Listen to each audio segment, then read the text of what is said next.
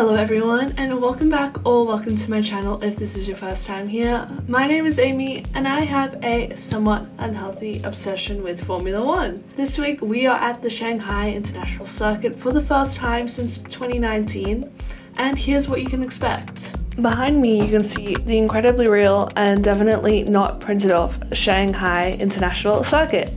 Here we go. This is where we're going to be racing on the weekend. And I know you're all in shock. We have a total of 16 corners with 2 DRS zones, right here and here. It is a total of 4.51 kilometers, resulting in a 56 lap race come Sunday. Not Saturday, remember that's a third of the laps. I could not tell you how much that is. Maths was not my strong suit ever. The best spots for overtaking would be around here at your hairpin, 14 and 15. Of course, number 16 before you get onto that straight here, as demonstrated by the lovely Daniel Ricciardo. Gaining down that back straight, Ricciardo goes for it from a long way back. This would be sensational if he makes it, and you know what? He has made it! Is that a DRS zone? The DRS zones might be here and here. I might be lying to you. It's either here and here or here and here. Okay, fun. The other interesting corners on this track come in turns 1 and 2.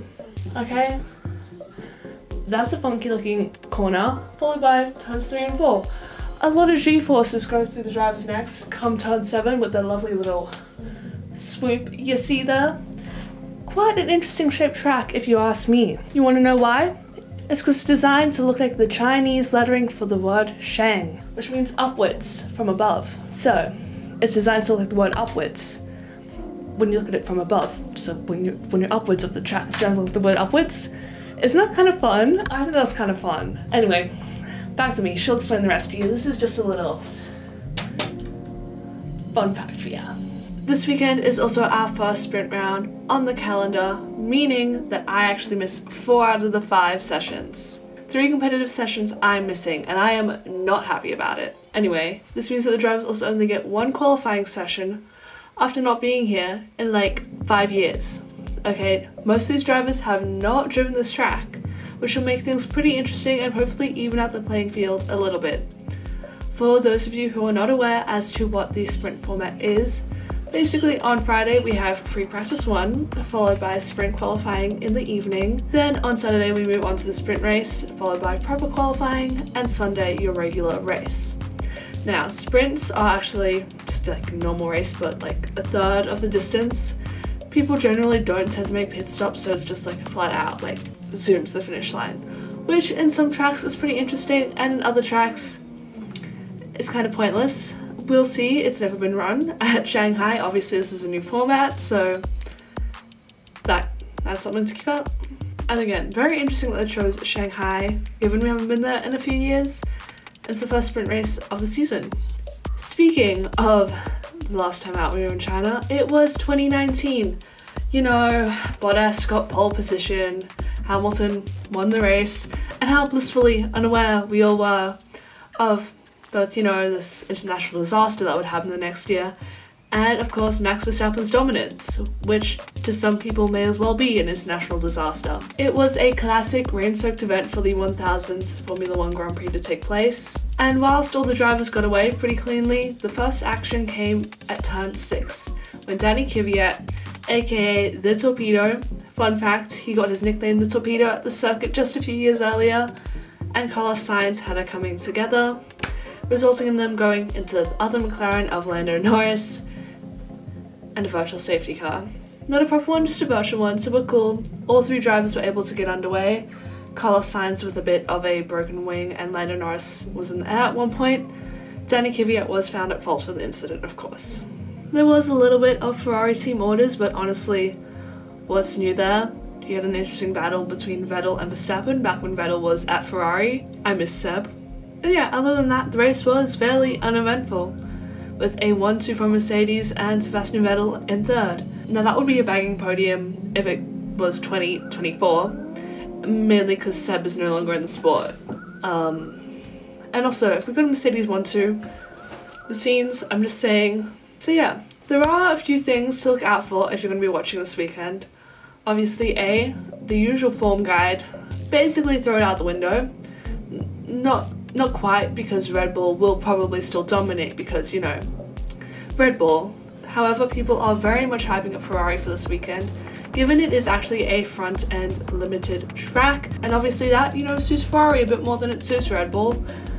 So maybe more of a fight between Ferrari and Red Bull, but that's what we've been getting all season, which is quite nice. So potentially another Ferrari win, who knows? Keep it exciting for you guys. Again, I'm a Red Bull girl, so I really couldn't care either way, so, you know. And of course it is Stake F1 Drivers Grand Show's home race, the first Chinese driver to ever race at a Chinese Grand Prix, which is very exciting for him. He's been holding on for that home race since he started, obviously, with him only joining the sport a few years back. So, yeah, very exciting for him. The other team I would potentially keep an eye on besides, you know, your Red Bull and your Ferrari is your Mercedes. Really, again, last time we were here they got a 1-2. That was back in the domination era. But again, they just haven't been getting the results this season, so it'll be interesting to see where they stack up against everyone else. Because once more, the teams don't really have data to go off of on this track other than simulator work, so we'll see. Hopefully that'll bring them closer into that 1-2 fight. Again, hopefully it'll bring all the teams closer, get them all on that same playing field. Although I do also think it's going to play into the older drivers' hands. Obviously, you know, Yuki hasn't been here, Logan hasn't been here, Oscar. Who else? I'm sure there's somebody I'm forgetting. Someone else has probably not been here. Oh, and one more thing this weekend, Danny Rick, you know I wasn't going to go a single video without mentioning him. New chassis, actually. So hopefully that fixes all of his issues and we are all totally fine. And if it doesn't, then I'm going to go cry. I will go cry myself to sleep, okay? Yeah, I hope he's closer to Yuki this weekend. Again, it should play into his strengths.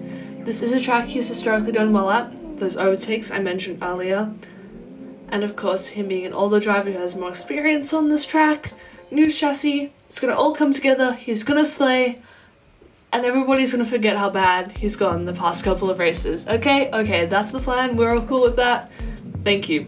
And of course the bit of drive news that came out this week was that Fernando Alonso is in fact here to stay. Not at Mercedes, not moving to Mercedes like some people predicted, but of course staying at Aston Martin. He's described this as the longest contract he's ever signed in his career. Some people are calling it like a lifetime deal, like he just can keep signing and signing and signing. But we'll see. That's what people are calling it. He is officially contracted to them until the end of 2026. However, even if he finishes his racing career then, which he'll be 45, which is insane for an F1 driver, right? He might potentially be in other roles in Aston Martin, is what he's talking about, once he finally finishes racing. But it's Fernando, he could probably go till he's 50 at this point, and I wouldn't even be shocked. Your final bit of news that actually came out last week was the 2025 calendar. Guys, the Australian Grand Prix is back. Not that she ever left, but she's back in first race of the season next year. And oh my god, I am so excited. Okay, I've only been twice and it's never been when it's the first race. So you best believe I'm gonna spend too much money to go there again, okay? I am so excited that it's back, mainly because of Ramadan in Bahrain and Saudi Arabia. So hence why they were just shuffling Australia forward, which is quite exciting, and I can't believe it, quite frankly. And that is your weekend warm-up all wrapped up. Let me know, are you guys gonna be watching this weekend? Where in the world are you watching from? And do you have to miss all of it because you're working like me? Let me know. If you liked the video, then like it and press the red button below to subscribe for more F1 and motorsport related content. And I'll see you all in the next one. Laters.